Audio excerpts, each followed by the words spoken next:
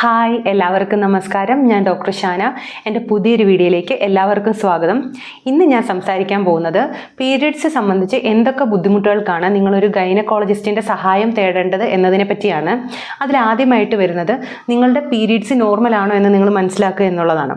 അപ്പോൾ 21 ദിവസം മുതൽ 35 ദിവസത്തിന് ഉള്ളിലാണ് മാസങ്ങളായി നിങ്ങളുടെ പീരിയഡ്സ് വരുന്നതെങ്കിൽ നിങ്ങളുടേത് ഒരു നോർമൽ മെൻസ്ട്രൽ സൈക്കിളാണ്.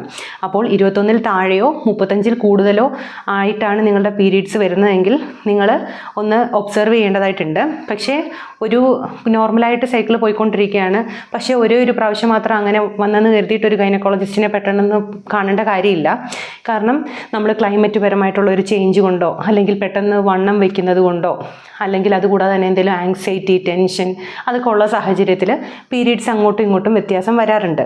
അപ്പോൾ ഒരു 3-4 മാസമായിട്ട് നിങ്ങൾക്ക് അങ്ങനെ തന്നെയാണ് കണ്ടിന്യൂസ് ആയിട്ട് വരുന്നതെങ്കിൽ എന്തായാലും നിങ്ങളൊരു ഗൈനക്കോളജിസ്റ്റിനെ കാണേണ്ടത് അത്യാവശ്യമാണ്. അതുകൂടാതെ തന്നെ രണ്ടാമതായിട്ട് ബ്ലീഡിങ്. സാധാരണ നിങ്ങൾക്കൊരു 4-5 ദിവസമാണ് നോർമലി ബ്ലീഡിങ് നിൽക്കുന്നത്. പക്ഷേ നിങ്ങൾക്കൊരു 10 ദിവസത്തിൽ കൂടുതലായിട്ടും ഒട്ടും ബ്ലീഡിങ് നിൽക്കുന്നില്ല. നോർമലി നിങ്ങളൊരു 3-4 പാഡായിരുന്നു ചേഞ്ച് ചെയ്തുകൊണ്ടിരുന്നത്. പക്ഷേ ഇപ്പം 4-5 പാഡ് ഫുള്ളി സോക്ഡ് ആയിട്ടിരിക്കുന്നു. എന്നിട്ടും ചേഞ്ച് ചെയ്തിട്ടും നിങ്ങൾക്ക് ബ്ലീഡിങ്ങിൽ വ്യത്യാസമില്ല, കട്ടയായിട്ട് ബ്ലീഡിങ് പോകുന്നുണ്ട്. ഈ സാഹചര്യങ്ങളിലൊക്കെ നിങ്ങളൊരു ഗൈനക്കോളജിസ്റ്റിൻ്റെ സഹായം തേടേണ്ടതാണ്. അതുകൂടാതെ നിങ്ങൾക്ക് ഇത്രയും നാളായിട്ട് പീരീഡ്സിൻ്റെ സമയത്ത് വേദനയില്ലായിരുന്നു, പക്ഷേ ഇപ്പം കുറച്ച് മാസങ്ങളായിട്ട് നിങ്ങൾക്ക് പീരീഡ്സിന് മുന്നേയും പീരീഡ്സ് ആവുന്ന സമയത്തും പീരീഡ്സിന് ശേഷവും അസഹനീയമായ വേദന ഉണ്ടെങ്കിൽ നിങ്ങൾ തീർച്ചയായിട്ടും ഒരു ഗൈനക്കോളജിസ്റ്റിനെ കാണേണ്ടതാണ്. അപ്പോൾ എൻ്റെ വീഡിയോ ഇഷ്ടമായെന്ന് ഞാൻ വിചാരിക്കുന്നു. എല്ലാവരും ഹാപ്പി ആയിട്ടിരിക്കുക, ഹെൽത്തി ആയിട്ടിരിക്കുക.